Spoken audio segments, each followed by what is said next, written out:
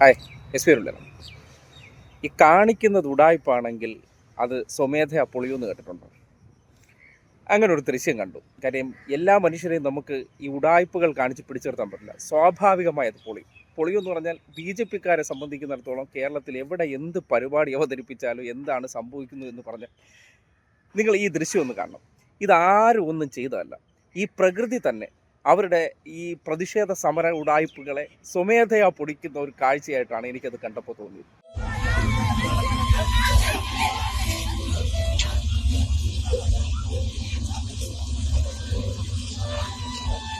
കണ്ടല്ലോ, നിങ്ങൾ എവിടെയെങ്കിലും ഇങ്ങനെ ഒരു അപകടം പറ്റുന്ന കണ്ടിട്ടുണ്ടോ? ഒരു പ്രതിഷേധ സമരത്തിൻ്റെ ഫ്ലെക്സ് നടുക്ക് വെച്ച് കീറി നടുക്ക് ആവേശപരിധിയായി നിന്ന ഒരു സംഘിണി തലയും കുത്തി വീഴുകയാണ്.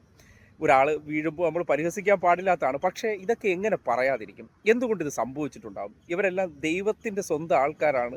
ആരാധന, ആചാരങ്ങൾ, വിശ്വാസങ്ങൾ, ദൈവങ്ങൾ നേരിട്ട് അനുഗ്രഹം വാരിക്കോരി കൊടുക്കുന്നവരാണ്.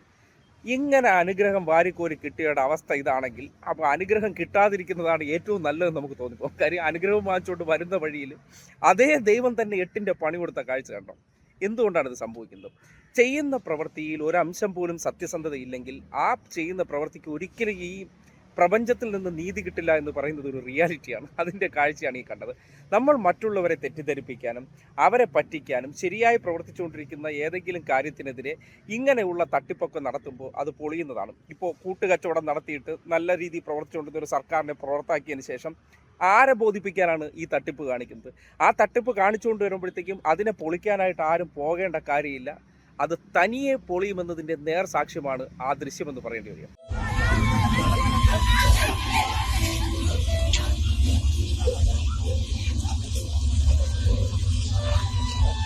അപ്പോൾ ഇതൊക്കെ ഒരു പാഠമാണ് സമൂഹത്തിൽ. കാര്യം ഉടായ്പകൾ രാഷ്ട്രീയത്തിലാണെങ്കിൽ പോലും കാണിക്കുമ്പോൾ നമ്മുടെ കണ്ണിൻ്റെ മുന്നിൽ തന്നെ അവർ ഓൺ ചെയ്ത് വെച്ച ക്യാമറയ്ക്ക് മുന്നിൽ അവർ തന്നെ വിളിച്ചുകൊണ്ട് വന്നവർ ഈ ഫ്ലെക്സിൻ്റെ നടുക്ക് നിങ്ങളൊന്ന് ആലോചിക്കേണ്ടത്, ഏതെങ്കിലും ഒരു ഫ്ലെക്സിന് ഇങ്ങനെ സംഭവിക്കും? എന്തുകൊണ്ടായിരിക്കും സംഭവിച്ചിട്ടുള്ളത്? ഇടിച്ചിടിച്ച് മുന്നിൽ നിൽക്കുകയാണ്, ക്യാമറയിൽ എൻ്റെ മുഖം കാണിക്കണമെന്ന ആവേശത്തിൽ നിൽക്കുന്ന സന്ദർഭത്തിൽ സംഭവിച്ച ഒരു ഇതാണ്. എന്നിരുന്നാൽ കൂടി ആലോചിക്കുക, എന്തൊരു നാണക്കേടായി. ഒരു സമരം നടത്തി നാട്ടുകാരുടെ മുന്നിൽ വലിയ പ്രതിഷേധ നാടകം അരങ്ങേറാൻ വന്നവർ ഇങ്ങനെ പരിഹാസ രൂപേണ പോകേണ്ട ഒരവസ്ഥ, അല്ലെങ്കിൽ ഉരുണ്ട് വീണ് മുട്ടു പിടിച്ച് വീട്ടിൽ കൊണ്ടുവച്ച് അനത്തേണ്ട ഒരു അവസ്ഥ എന്ന് പറഞ്ഞാൽ അത് എന്തുകൊണ്ട് സംഭവിക്കുന്നു എന്ന് പറഞ്ഞാൽ ചെയ്ത പ്രവൃത്തിക്ക് ഒരംശം നീതിയില്ല. BJP-ക്ക് ഇപ്പോൾ എന്തിനാണ് സമരം ചെയ്യുന്നത്? കാര്യം അവരെ സ്വന്തം ആൾക്കാരാണ് അധികാരത്തിൽ ഇരിക്കുന്നത്. ഈ പ്രതിഷേധമൊക്കെ നാട്ടുകാരുടെ മുന്നിൽ ഷോ കാണിക്കാൻ വേണ്ടി ചെയ്യുന്ന പ്രവർത്തനം.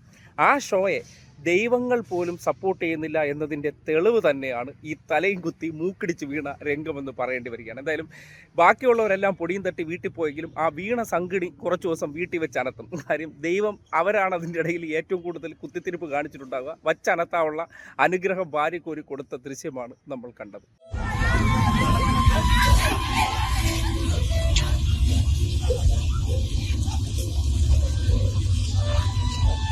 അപ്പോൾ ഇതെല്ലാവർക്കും ഒരു പാഠമായിരിക്കണം. ജീവിതത്തിൽ നമ്മൾ ചിലത് കണ്ട് സ്വയമേധയാ തീരുമാനിക്കേണ്ട ഒരു കാര്യമാണ്. മറ്റുള്ളവരുടെ മുന്നിൽ ഒരു കാര്യത്തിൽ ഉടായ്പ കാണിക്കാൻ പോകരുത്. എങ്കിൽ എന്ത് സംഭവിക്കും? ഇതാണ് അനുഭവം.